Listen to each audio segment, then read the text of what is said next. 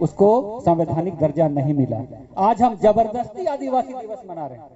इस शब्द को मैं क्यों बोलना चाहता हूं कि अंग्रेज जब भारत में राज कर रहे थे उसको एबोरिजिन कहा गया, लेकिन आज स्वतंत्र भारत में भारत सरकार ने उसको एबोरिजिन नहीं माना, उसको इंडिजिनस नहीं माना, उसको शेड्यूल्ड ट्राइब बोला, अनुसूचित जनजाति बोला। तो ये एक लड़ाई है और इस लड़ाई को जो है जयपाल सिंह मुंडा ने भी संविधान सभा में उठाने का काम किया था। उन्होंने अपने आप को जंगली बोला था, उन्होंने अपने आप को आदिवासी बोला था और बोला था कि देश का विकास तभी होगा जब आदिवासियों को मेन स्ट्रीम में लाया जाएगा, उसको शैक्षणिक, सांस्कृतिक हर धरोहर को आगे बढ़ाने का काम किया जाएगा। आज सोचिए, हम भारतवर्ष की बात कर रहे हैं, लेकिन ये भारतवर्ष की बात नहीं है। दुनिया के तमाम देश के आदिवासी अपने हक और अधिकार को लेकर लड़ाई लड़ रहे हैं। हम आज मुंडारी की बात कर रहे हैं, उरांव की बात कर रहे हैं, संथाल की बात कर रहे हैं, लेकिन पूरे विश्व में 7,000 भाषाएं हैं आदिवासियों की, उसको संरक्षित करने की जरूरत है। 5,000 संस्कृति है जिसको संरक्षित करने की जरूरत है।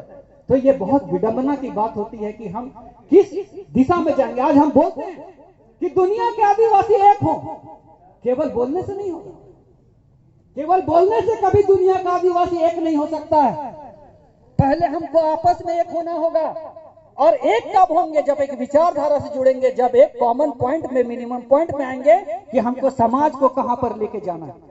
और यही चीज है कि जब 1994 में जब इसका बात हुआ कि वर्ल्ड इंडिजिनस डे मनाना, आदिवासी दिवस भी नहीं बोला गया उसको, वर्ल्ड इंडिजिनस डे। आज हम आदिवासी दिवस मना, लेकिन भारत सरकार ने कभी भी ये नहीं माना कि इस देश में आदिवासी रहते हैं। और इसी बात को जयपाल सिंह मुंडा ने संविधान सभा में उठाने का बात किया था और उन्होंने बोला था कि एबोरिजिन वर्ड को हटाना, उसको संवैधानिक दर्जा नहीं देना, ये कहीं ना कहीं भारत के आदिवासियों के साथ अन्याय है और यही अन्याय का दंड समाज देते जा रहे हैं। आज 72 साल 73 साल आजादी को हो गए, लेकिन पूरे विश्व में आप देखिए पूरे 5% आदिवासी इस विश्व में रहते हैं, 5%। लेकिन गरीबी की अगर बात करें तो विश्व का पूरा गरीबी का 15% गरीबी आदिवासी समाज ढो रहा है। इस चीज को हमें समझना होगा। अब आप झारखंड को देखिए, कल्चरल भी इतना मजबूत, धन संपदा से मजबूत, खनिज संपदा से मजबूत, लेकिन कहां आके खड़ा है? अगर प्रोपोर्शनली देखिए तो देश का सबसे दूसरा गरीबी राज्य में खड़ा हुआ है। छत्तीसगढ़ को देखिए, जहां आदिवासी की बहुलता है, पहले दर्जे पे खड़ा हुआ। इसका जिम्मेवार कौन है?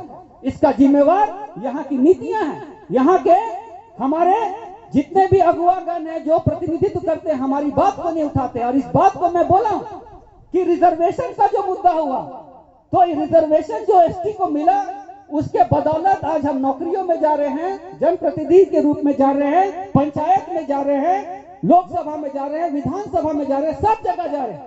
और इतने सारे प्रतिनिधि होने के बावजूद भी आदिवासियों की स्थिति आखिर दयनीय क्यों बनी हुई? तो मैं इस बात को बोलने पे गुरेज नहीं करता हूं कि राम मंदिर का जब निर्माण हुआ और इसकी जो भूमि पूजन की बात चल रही थी, जो 5 तारीख को आपके प्रधानमंत्री के द्वारा किया गया, आदिवासियों ने तो यहां से सरना मिट्टी को भेजने का काम किया, लेकिन भारत सरकार के द्वारा जो ट्रस्ट बनाया गया था मंदिर निर्माण के लिए, उसमें कितने आदिवासियों को जगह मिली? एक भी नहीं, 0। कितना मिला? 0। तो क्या कर रहे हैं हम? किसके पीछे जा रहे हैं हम? अपने समाज के को क्या करना चाहते हैं?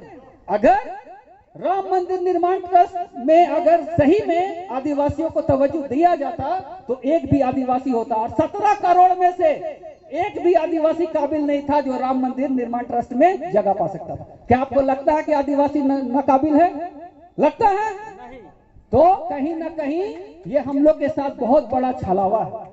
और जो अपने आप को नहीं समझेगा, एक बात मैं बता दे, 2 तरीके से किसी भी समाज का विकास होता है।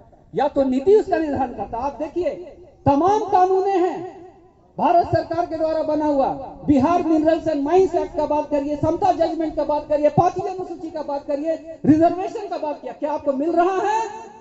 क्या आपको मिल रहा है? नहीं मिल रहा।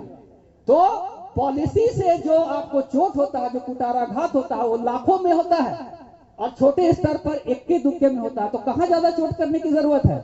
ऊपर में चोट करने की जरूरत है। जो हमारे प्रतिनिधि चुन के जाते हैं उससे सवाल करने की जरूरत है कि आप हमारे हक और अधिकार को लेकर क्या बात करते हैं। मैंने कहा था कि 9वीं अनुसूची को लेकर रामविलास पासवान बोल सकते हैं, आपके मायावती बोल सकते हैं, लेकिन एक भी आदिवासी ऐसा नेता नहीं है जो 9वीं अनुसूची के लेकर बात को करता है। जो कि रिजर्वेशन का मामला आया, जो सुप्रीम कोर्ट में बोला गया कि रिजर्वेशन मौलिक अधिकार नहीं है, तो ये समझना होगा। हम सभी को यहाँ पर सामाजिक अगुआ है, नेता है, समाज को एक दिशा देने वाले आप यहाँ पर सभी कोई आए हैं। जब तक एक विचारधारा से नहीं जुड़ेंगे, जब तक समाज को कहां ले जाना उसके बारे में नहीं सोचेंगे, तो शायद हम कभी भी अपने चीज को, जैसे एक बिल्डिंग बनाना है, एक रोड बनाना है, उसका डीपीआर बनाना पड़ेगा, उसका एक योजना बनाना पड़ेगा। और ये आज लागू नहीं होगा, ये आज से 50 साल बाद लागू होगा, 60 साल लागू होगा। इसी तरीके से आरएसएस काम कर रही है। आरएसएस एक दिन में सफल नहीं हो गया, वो एक संगठन बना और बनने के बाद एक रोड मैप बना के वो धीरे धीरे झोला उठा के चलते रहा। और आज देखिए वो सत्ता पे काबिज करवा देने का काम किया है भारत सरकार। तो हम लोग को उसी तरीके से चलना होगा। 17 करोड़ आदिवासी जो भारतवर्ष में रह रहे हैं, वास्तविकता में देखा जाए तो सबसे गरीब निचले पायदान के अगर कोई समाज के लोग हैं तो शायद आदिवासी समाज के लोग हैं। और इतने प्रावधान मिलने के बाद भी हम लोग की आज स्थिति ऐसी बनी है, दयनीय बनी है। जो मूल निवासी इस देश का, जो द्रविड़ीय संस्कृति से अपने आप को जोड़ के रखता है, आर्यन जो नॉन आर्यन है, जिसका मूल स्वामित्व यहाँ पे होना चाहिए, उसका दशा आज क्या हो गया? भूखमरी, बेरोजगारी, लाचारी, तमाम तरह की जो त्रासदियां है आदिवासी समाज आज झेल रहा। तो ये मन का भाव है, बोलने के लिए बहुत कुछ है, लेकिन हम जानते हैं यहाँ पे बहुत सारे वक्ता है, अच्छे बात को रखेंगे तो जीवन बहुत कम है, करना बहुत कुछ है, तो उसमें रोड मैप बना के हम लोग को चलना चाहिए। तो मुझे बोलने का मौका दिया गया, बहुत बहुत धन्यवाद।